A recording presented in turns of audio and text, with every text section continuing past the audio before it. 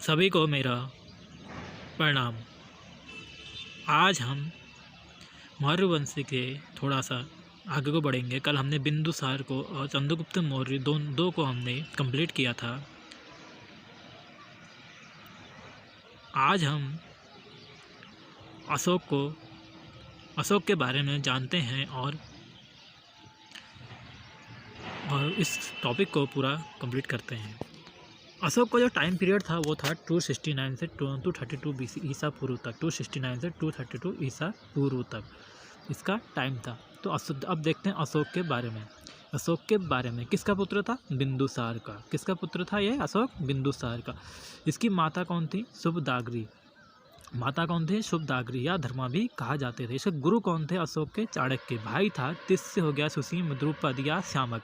तो तिस्य हो गया, सुसीम हो गया, द्रुपद और श्यामक इसके भाई थे। पत्नी हो गई इसकी कौरवकी देवी या अशान मित्रा। तिष्यशिला या भी पद्मावती इसकी पत्नियां हो गई। कौरवकी देवी, असाद मित्रा, तिष्यशिला या पद्मावती इसकी पत्नियां हो गई। इसका उपनाम क्या थे? देवनाप्रिय कहते थे। देवनाप्रिय या प्रियदर्शनी, अशोकवर्धनन। और इसकी जो दादी थी, सौतेली दादी कौन थी? हेलना। कौन थी? हेलना। संतान कौन सी थी? कौन थी इसकी? कुणाण हो गया, संप्रीति हो गया, जालोक हो गया, महेंद्र हो गया, बृहदत्त हो गया, संघमित्रा हो गई और चारुमती इसकी संतानें थी। उपनाम आपको पता चल गया, प्रियदर्शनी हो गए या फिर देवना प्रिय हो गए। कलयुग का कब लड़ा था इसने? 261 ईसा पूर्व में। सौतेली माँ क्यों कौन थी इसकी? चारुमित्रा। कौन थी? चारुमित्रा। पुत्री कौन थी? संघमित्रा या चारुमती। संघमित्रा और चारुमती। और इसके दादा कौन थे? चंद्रगुप्त मौर्य। दादा कौन थे? चंद्रगुप्त मौर्य। दादी कौन थी? दुर्धरा। दादी कौन थी? दुर्धरा इसकी दादी थी। बिंदुसार की मृत्यु के समय अशोक अवंती का गवर्नर था। बिंदुसार की मृत्यु के समय अशोक कहाँ का गवर्नर था? अवंती का। अशोक ने अपने भाइयों को पराजित कर मगध का साम्राज्य प्राप्त किया। अशोक ने अपने भाइयों को पराजित कर मगध का साम्राज्य प्राप्त किया था।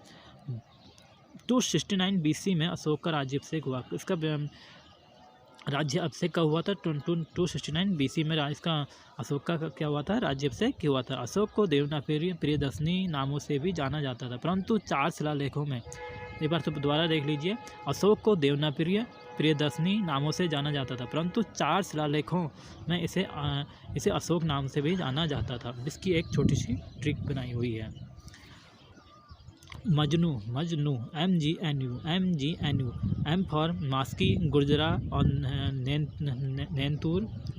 नैनतूर और उदय गोलम में, इन सब जो ये 4 शिलालेख थे इसमें इसको अशोक ही कहा जाता था। किसमें? अशोक हो, मास्की हो गया, गुर्जरा हो गया, नैनतूर हो गया और उदय गोलम में ही इसको अशोक के नाम से भी जाना जाता था। अशोक को देवनाप्रिय और प्रियदर्शनी नामों से भी जाना जाता था, ये आप जानते ही होंगे। और 4 शिलालेखों में अशोक के नाम से भी जाना जाता था। कौन से शिलालेख हैं? मास्की हो गया, गुर्जरा हो गया, नैनतूर हो गया, उदय गोलम।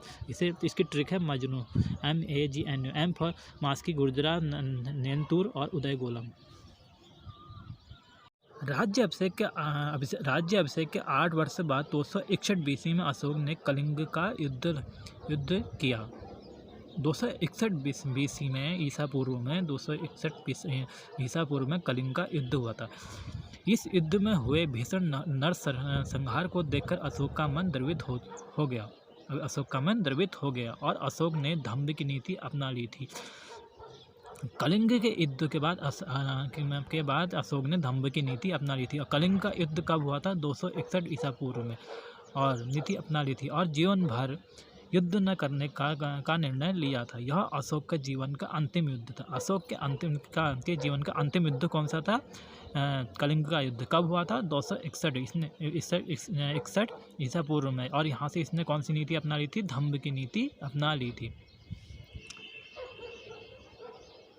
कलिंग आधुनिक उड़ीसा में था, जिसकी राजधानी तौसली थी। कलिंग जो था वो कहाँ था? उड़ीसा में था, और जिसकी राजधानी क्या थी? तौसली। क्या थी? तौसली। अशोक को बौद्ध धर्म की दीक्षा देने वाला बौद्ध भिक्षु कौन था? उपगुप्त था। अशोक को बौद्ध धर्म की शिक्षा देने वाला बौद्ध भिक्षु कौन था? उपगुप्त। ध्यान रखना। अशोक ने भारत में सर्वप्रथम शिलालेखों का प्रचलन किया था। किसने भारत में सबसे पहले शिलालेखों का प्रचलन किया था? अशोक ने शिलालेखों को ब्राह्मी, ग्रीक, खरोष्टी, अरमाइका लिपि में लिखा था। कौन कौन सी लिपि में लिखा था अशोक ने? ब्राह्मी में लिपि में, अरमाइका में और खरोष्टी। ब्राह्मी, ग्रीक, खरोष्टी और अरमाइका। ब्राह्मी, ग्रीक, खरोष्टी, अरमाइका आदि में लिखा था। ग्रीक और अरमाइका लिपि का उपयोग अफगानिस्तान से प्राप्त शिलालेखों में मिलता है। ग्रीक और अरमाइका लिपि का उपयोग अफगानिस्तान से प्राप्त शिलालेखों में मिलता है। ग्रीक और अरमाइका लिपि का प्रयोग कहाँ मिलता है? अफगानिस्तान से प्राप्त शिलालेखों में मिलता है। खरोष्टी लिपि का उपयोग कहाँ किया जाता है? इसने पाकिस्तान के शिलालेखों में किया गया है। ब्राह्मी लिपि का उपयोग भारत में के शिलालेखों में मिलता है। अशोक के शिलालेखों का लेखन किसने किया था? चापड़ ने। अशोक के शिलालेखों का लेखन किसने किया था? चापड़ ने। अशोक के शिलालेखों की खोज 1750 में किसने की थी? टी पैंथर ने। 1750 में अशोक के शिलालेखों की खोज किसने की थी? टी पैंथर ने। अशोक के शिलालेखों को सर्वप्रथम पढ़ने का श्रेय 1837 में जेम्स प्रिंसेप को जाता है।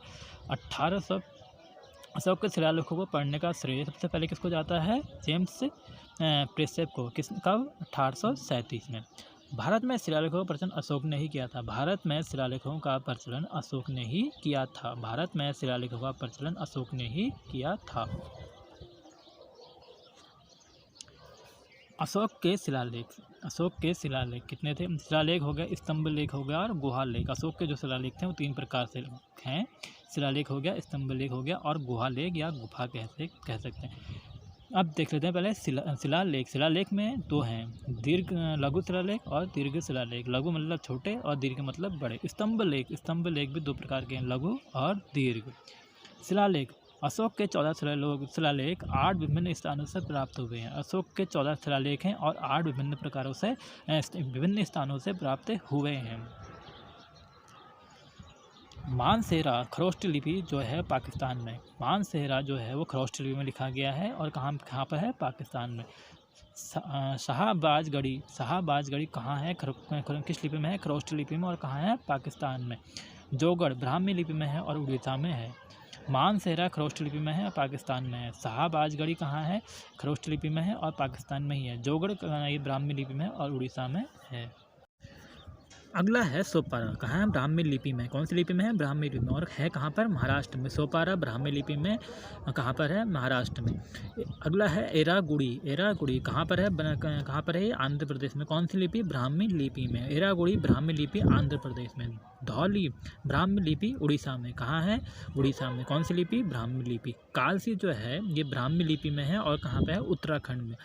कालसी जो है ब्राह्मी लिपि में है और कहाँ पे है? उत्तराखंड में। गिरनार जो है ये ब्राह्मी लिपि में है लेकिन है कहाँ पर है? गुजरात में। सोपारा जो है ब्राह्मी लिपि महाराष्ट्र में। एरागुड़ी है ब्राह्मी लिपि आंध्र प्रदेश में। धौली जो है ब्राह्मी लिपि उड़ीसा में। कालसी ब्राह्मी लिपि उत्तराखंड। गिरनार ब्राह्मी लिपि गुजरात में। अब देखो जो खरोष्ट इनकी थोड़ी अशोक के जो शिलालेख हैं उनको जानने के लिए एक छोटी सी ट्रिक बनाई है। जो ट्रिक ये है, खरमान साहब ब्रह्मा जो सोए धोखे से गिरे। खरमान साहब ब्रह्मा जो सोए धोखे से गिरे। खर मतलब खरोष्ट लिपि। मानसेहरा शाहबाजगढ़ी और ब्राह्मी लिपि कहाँ पे है? जोगढ़ में। सोपारा, एरागुड़ी और धौली, कालसी और गिरनार, यहाँ पर क्या होगी? आपकी ब्राह्मी लिपि होगी। खरोष्ट लिपि मानसेरा और शाहबाज में ही यहाँ पर ही होगी। अब देखते हैं आगे अशोक के 14 बृहत शिलालेख। 14 अशोक के बड़े 14 शिलालेख। पहले शिलालेख में क्या लिखा है? पशु बलि की निंदा करना। दूसरे में क्या लिखा है? मनुष्य और पशुओं की चिकित्सा की व्यवस्था करना। तीसरे में क्या है? अधिकारियों द्वारा प्रत्येक 5 वर्ष में राज्य का भ्रमण। चौथे में क्या है? युद्ध नीति के स्थान पर धम्म की नीति। 5वें में क्या है? धम्म महात्माओं की नियुक्ति। और 6ठे में क्या है? आत्मनियंत्रण की शिक्षा। इसको हम एक ट्रिक के द्वारा भी देख सकते हैं। ट्रिक क्या है? बच्ची ने 5 वर्ष तक भरी है महान आत्मा। बच्ची में 5 वर्ष तक भरी है महान आत्मा। बहुत से पहला है पशु बलि की निंदा, दूसरा चिकित्सा व्यवस्था और प्रत्येक 5 वर्ष में राज्य का भ्रमण और और बहरी घोष के स्थान पर धम्म नीति और महान धम्म महात्माओं की नियुक्ति, आत्मा नियंत्रण। यह है जो ये जो छः इसके शिलालेख हैं, इनको जानने की एक छोटी सी ट्रिक। अब देखते हैं 7वां अभिलेख और 7वां और 8वें तीर्थ यात्राओं का वर्णन। 7 और 8वें में तीर्थ यात्रा का वर्णन मिलता है। 9वां क्या है, सच्चे शिष्टाचार का वर्णन, सच्चे शिष्टाचार का वर्णन। 10वें में क्या है, प्रजाहित में सोचने का आदेश, और 10वें में क्या है, प्रजाहित में सोचने का आदेश। 11 अभिलेख में क्या कहा है, धम्म की व्याख्या, धम्म की व्याख्या। 7 से हैं वो 11 तक जानने के लिए छोटी सी ट्रिक बनाई है। 7 से लेके 11 तक जानने के लिए छोटी सी ट्रिक। तीर्थ सच्चा प्रजाहित धर्म है, तीर्थ सच्चा प्रजाहित धर्म है। जो 7वां है और 7वां और 8वें में क्या क्या है, तीर्थ यात्रा का वर्णन, तीर्थ यात्राओं का वर्णन।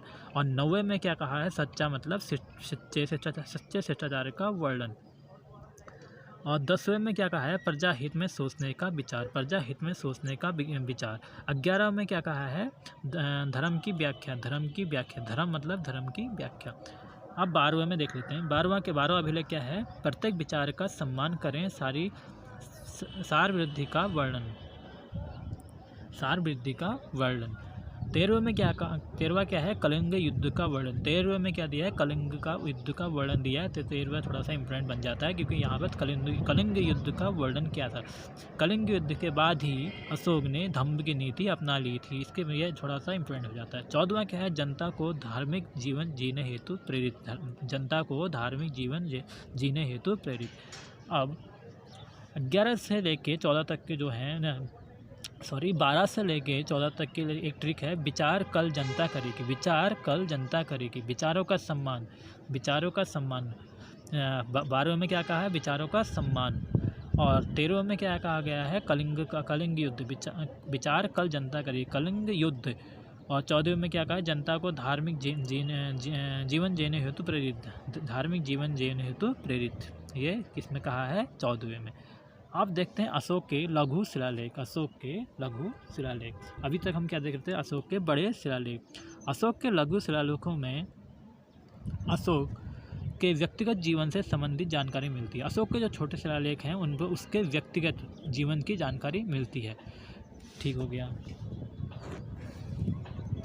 मास्की जो है कर्नाटक के रायचूरा ज़िले में, मास्की कहाँ पर है, ये जो मास्की इसका है ये कहाँ पर मिलता है, कहाँ पर है, कर्नाटक के रायचूर ज़िले में। गुर्जरा कहाँ है, एमपी के दानिया ज़िले में, एमपी के दानिया ज़िले में। नेनूर कहाँ पर है, कर्नाटक के मैसूर में, कर्नाटक के मैसूर में। उदय गोलम है कहाँ पर, कर्नाटक के बेलूरी में। जो ये 4 हैं, इनमें अशोक का, इस शिलालेखों में अशोक का नाम अशोक ही वर्णित है, अशोक का नाम अशोक ही वर्णित है। इसकी ट्रिक है मजनू, अभी बताया था मैंने, मजनू। मास्की हो गया, गुर्जरा हो गया, नैनूर हो गया, और उदय गोलम। और एक बार फिर देख लिया, मास्की कहाँ पर है, कर्नाटक के रायचूर में, गुर्जरा एमपी के दनिया में, और नैनूर कहाँ पर, कर्नाटक के मैसूर में, उदय गोलम कर्नाटक के बेलूरी में। अगला आता है भाबरू शिलालेख, भाबरू शिलालेख राजस्थान के जयपुर जिले में, राजस्थान के जयपुर जिले में। इसमें अशोक का नाम प्रियदर्शनी मिलता है। एक भाबरू शिलालेख में अशोक का नाम क्या मिलता है, प्रियदर्शनी मिलता है। रूपनाथ शिलालेख कहाँ है, एमपी के जबलपुर में, एमपी के जबलपुर, मध्य प्रदेश के जबलपुर में, मध्य प्रदेश के जबलपुर में। सहसा राम बिहार के शाहाबाद में, बिहार के शाहाबाद जिले में। ब्रह्मागिरी कहाँ है, मैसूर के चित्तुल दुर्ग में, मैसूर के चित्तुल दुर्ग में। रूपनाथ कहाँ है, मध्य प्रदेश में, रूपनाथ कहाँ है, मध्य प्रदेश में। अब देखते हैं स्तंभ लेख, क्या देखते हैं, स्तंभ लेख। स्तंभ लेख कहाँ पर, स्तंभ लेख देख लेते हैं। दिल्ली मेरठ स्तंभ लेख, यह स्तंभ लेख प्रारंभ में मेरठ में था। प्रारंभ में जो दिल्ली मेरठ लेख था, प्रारंभ में मेरठ में था, परंतु फिरोज तुगलक इसे दिल्ली ले आया। दिल्ली में ये प्रारंभ में मेरठ था और फिरोज तुगलक इसे दिल्ली में ले आया। खोज किसने की थी, टी पैंथर ने। कब की थी, 1750 में। कब की थी, 1750 में। दिल्ली टोपरा स्तंभ लेख, दिल्ली टोपरा स्तंभ लेख, यह प्रारंभ में हरियाणा के आमला में टोपरा गांव में था। प्रारंभ में क्या था, हरियाणा के आमला टोपरा गांव में था, जिसे फिरोज तुगलक दिल्ली लाया। कौन लाया, फिरोज तुगलक दिल्ली लाया। प्रयाग स्तंभ लेख, यह स्तंभ लेख पहले कौशाम्बी में था। जहांगीर इसे अकबर के समय इलाहाबाद के किले में लाया, इलाहाबाद में के किले में लाया था। यह पहले कहाँ था? प्रयाग स्तंभ लेख पहले कौशाम्बी में था। जहांगीर इसे अकबर के समय जहांगीर लाया था, और किसके समय में? अकबर के समय में। इस लेख को प्रयाग प्रशस्ति लेख भी कहते हैं। प्रयाग स्तंभ लेख को प्रयाग प्रशस्ति लेख भी कहा जाता है। अशोक के लघु स्तंभ, ये तो बड़े स्तंभ थे, और अशोक के लघु स्तंभ। कौशाम्बी स्तंभ लेख, रानी स्तंभ लेख और इलाहाबाद स्तंभ लेख सब एक ही हैं। कौशाम्बी स्तंभ लेख, रानी स्तंभ लेख, इलाहाबाद स्तंभ लेख। इस स्तंभ लेख में अशोक की पत्नी का नाम कौरवकी और पुत्र का नाम तिबर मिलता है।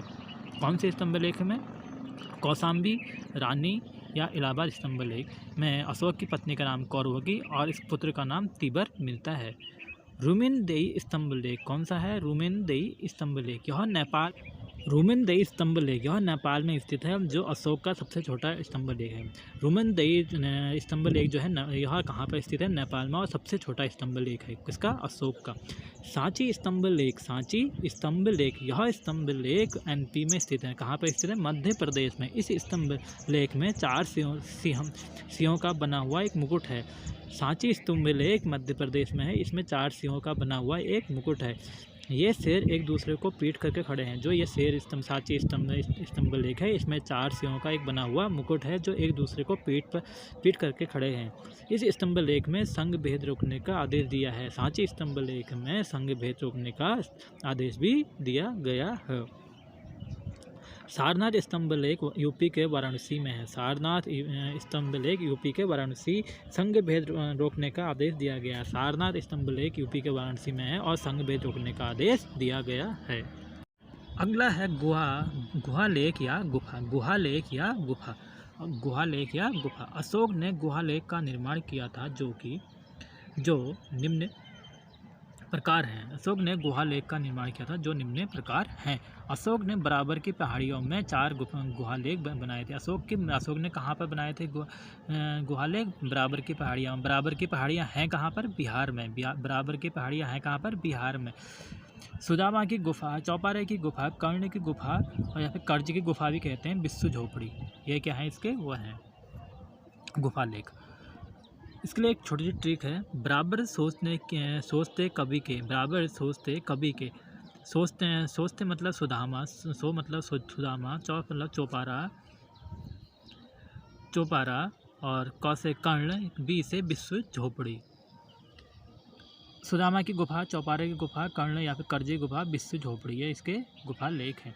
अशोक ने सुदामा गुफा, कर्ण की गुफा, चौपारे की गुफा या आजीवन संप्रदाय को दान में दे दी थी। अशोक ने सुदामा की गुफा और कर्ण की गुफा और चौपारे की गुफा जो है, इन तीनों को किसको दे दिया था? आजीवन संप्रदाय को दान में दे दिया था। अशोक के पौत्र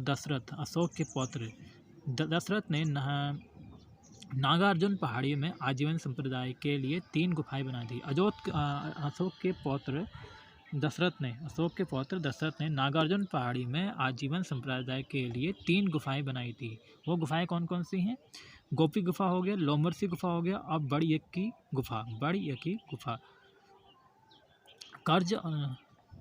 कर्ज और चौपारा की गुफा अशोक ने राज्य अभिषेक के 12 और 19 वर्ष में आजीवन संप्रदाय को दान में दे दी थी। तो आपको पता चल गया है।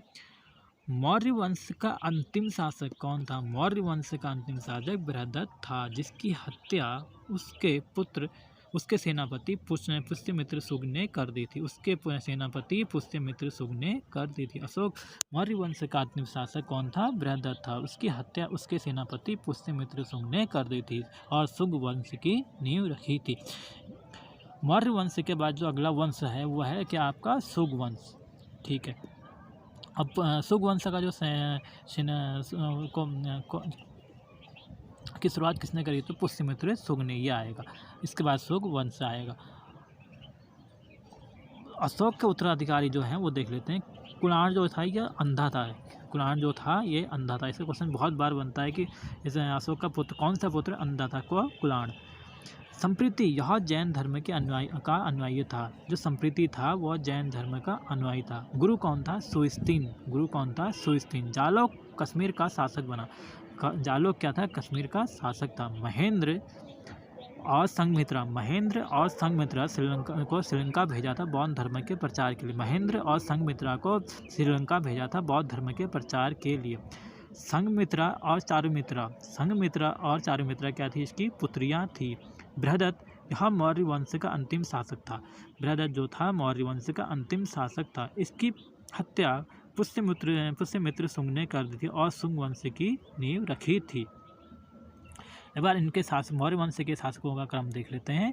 चंद्रगुप्त मौर्य, चंद्रगुप्त मौर्य था, उसका पुत्र कौन था, बिंदुसार, बिंदुसार का पुत्र अशोक, अशोक का बृहदत्त था। यह है, और लास्ट क्या था, बृहदत्त। चंद्रगुप्त मौर्य का, चंद्रगुप्त था पहला, क्या हुआ, चंद्रगुप्त था, चंद्रगुप्त का पुत्र बिंदुसार, बिंदुसार का पुत्र अशोक, फिर उसके बाद क्या है लास्ट में, बृहदत्त। ये अशोक धर्म के मौर्य वंश के शासक हैं। देख लीजिए आप अच्छे से। अगर उम्मीद करता हूँ मुझे आप लोग को मेरे ये थोड़ा टॉपिक आप लोग को समझना आया होगा। अगर इसमें कुछ भी मुझसे त्रुटि होती है, मेरे शब्दों में थोड़ा सा भी त्रुटि रहती है या फिर मैं कुछ गलत बोलता हूँ तो उसके लिए मुझे क्षमा करें। धन्यवाद। मिलते हैं नए टॉपिक के साथ नए दिन में।